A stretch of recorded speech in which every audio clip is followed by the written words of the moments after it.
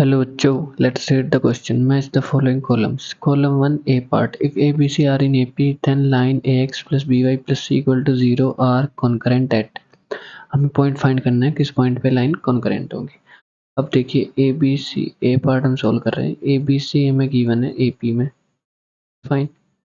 और लाइन हमें गिवन है a x plus b y plus c equal to 0। देखिए जैसे जैसे हम ए बी सी की वैल्यू चेंज करेंगे, बस कंडीशन क्या रखनी है कि ए पी में रखना है।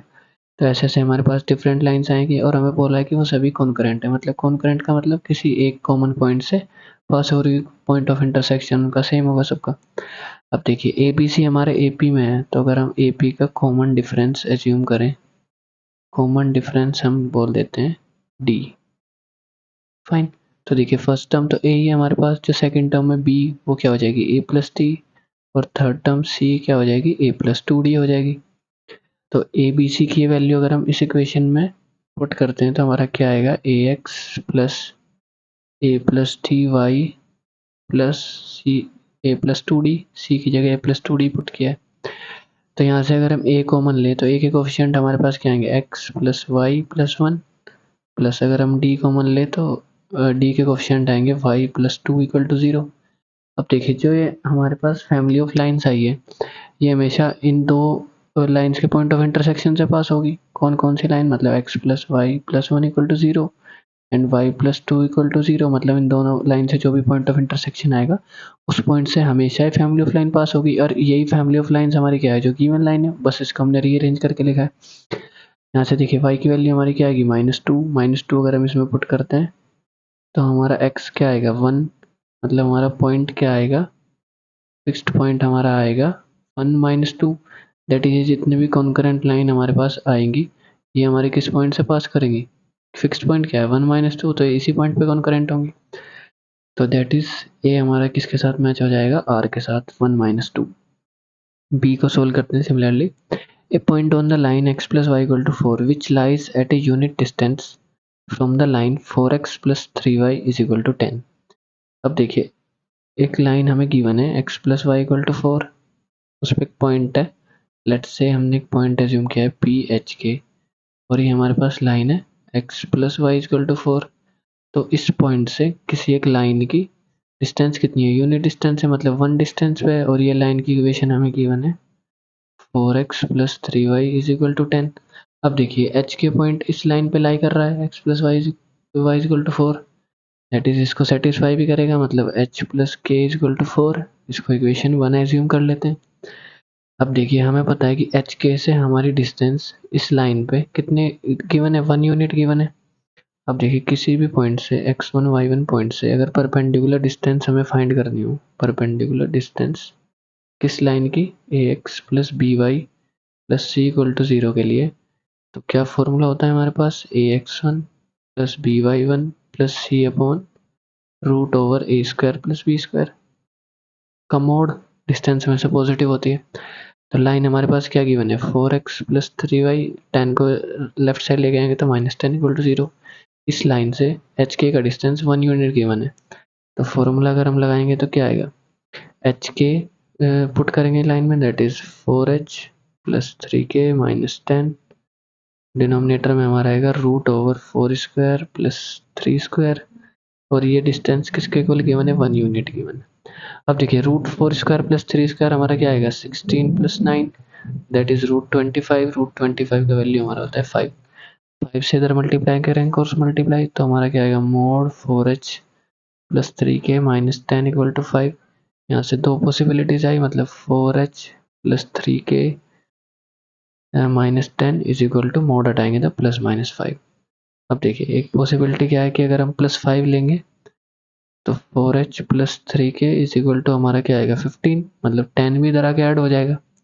अगर -5 लेंगे तो 4h plus 3k is equal to क्या आएगा 5। दो केसेस आए हमारे पास और एक कंडीशन हमें ऑलरेडी गिवन है h plus k equal to 4। तो दोनों के साथ सिंप्लीफाई करेंगे इसको, that is 4h plus 3k is equal to 15 को सोल्व करेंगे h plus k is equal to 4। Second equation में 3 से मल्टीप्लाई करते हैं, दोनों को सब्ट्रैक्ट करते हैं, तो 3k तो कैंसिल हो जाएगा, सब्ट्रैक्ट करेंगे तो 4h minus 3k, 4h minus 3h that is h, 3k minus 3k 0, 15 minus 12 that is 3। h का वैल्यू है 3।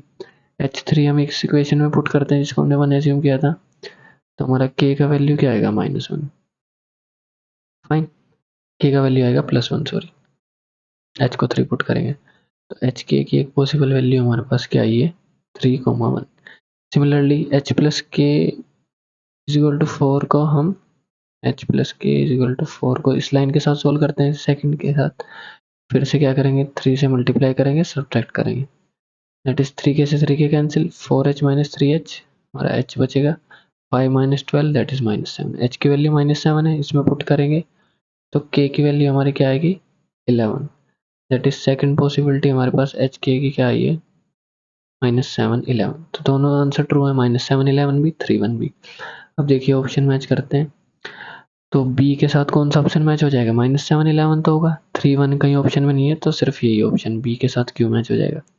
थर्ड ऑप्शन सोल्व करते हैं, orthocentre of a triangle made by lines x plus y equal to 1, x minus y plus 3 equal to 0, 2x plus y equal to 7 is.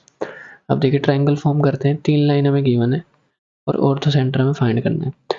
अब देखिए अगर आप ध्यान से देखें यहाँ से मैं अगर इस लाइन की स्लोप लिखूँ से m1, तो इस लाइन की स्लोप मेरे पास कितनी आएगी -1, y equal to m x plus c की फॉर्म में लिखेंगे तो क्या आएगा -1 आएगा, ये हमारी स्लोप होती है। सिमिलरली यहाँ से मेरी m2 अगर एज्यूम करो इसकी स्लोप क्या आएगी 1, मतलब हमने ऑब्जर्व किया कि m1 m2 हमारा आ रहा है -1, मतलब दोनों लाइन क्या होंगी आपस में परपेंडिकुलर।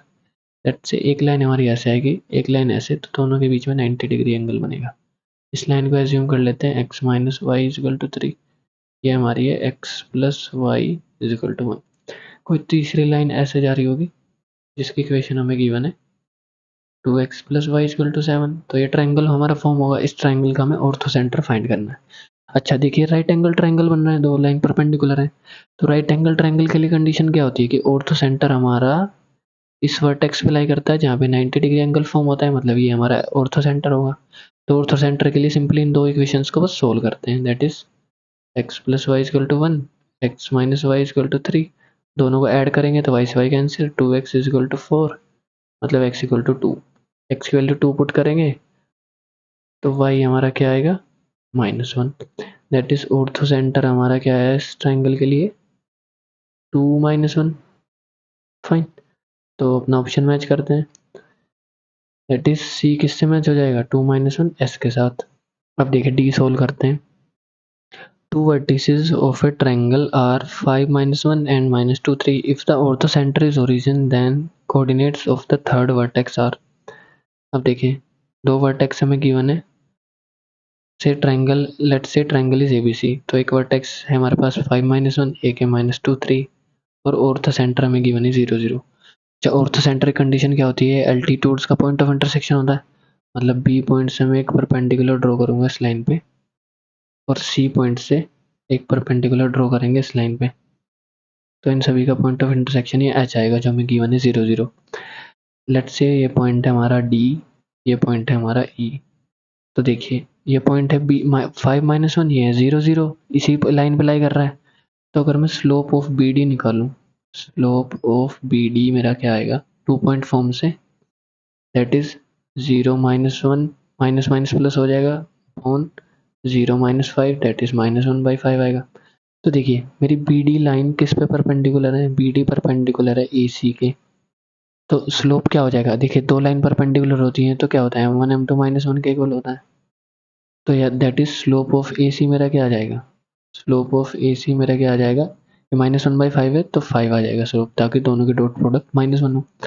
स्लोप ऑफ ए सी मेरे पास 5 है, तो ए सी इक्वेशन की लाइन हम कैसे, ए सी लाइन की इक्वेशन कैसे लिख सकते हैं, y equal to m x plus c की फॉर्म में, that is 5x plus C.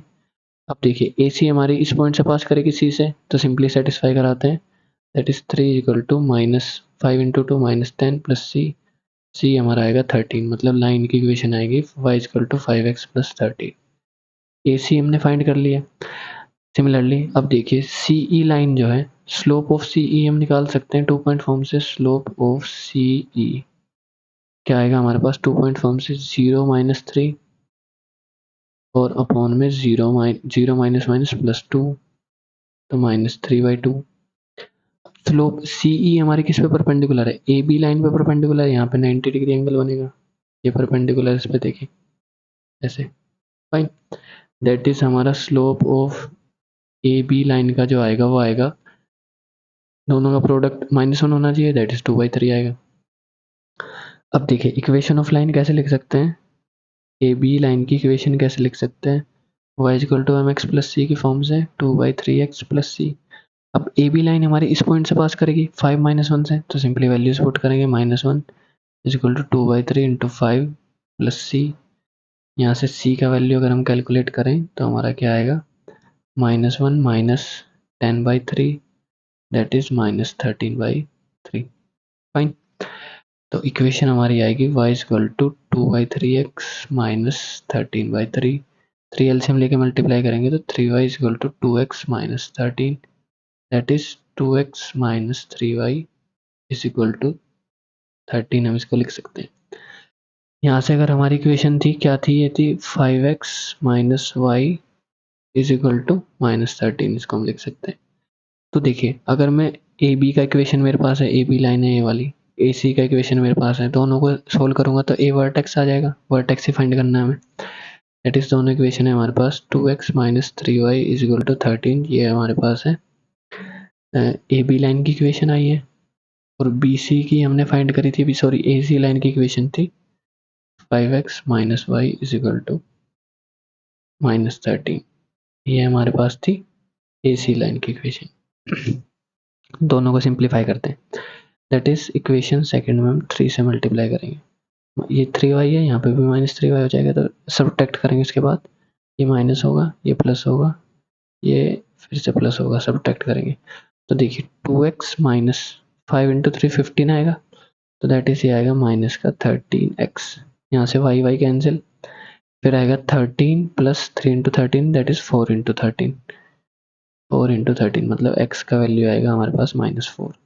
x की वैल्यू -4 किसी भी एक इक्वेशन में आप पुट कर सकते हैं, सोल्व करेंगे तो y का वैल्यू आ जाएगा, दैट इज यहाँ पे देखिए हम सोल्व करते हैं, सपोज हमने इस इक्वेशन में पुट किया है AB वाली लाइन में, तो x को -4 पुट करेंगे तो आएगा -8 - 3y = 13, सोल्व करेंगे तो ये आ जाएगा -8 - 13 = 3y, दैट इज y = आ जाएगा -21/3 दैट इज -7। तो हमारे पास पॉइंट क्या आया, ए पॉइंट के कोऑर्डिनेट हमारे पास आई है, x कोऑर्डिनेट है -4, y कोऑर्डिनेट है -7, मतलब थर्ड कोऑर्डिनेट आया है ट्रायंगल का -4 7, दैट इज अपना ऑप्शन मैच करते हैं।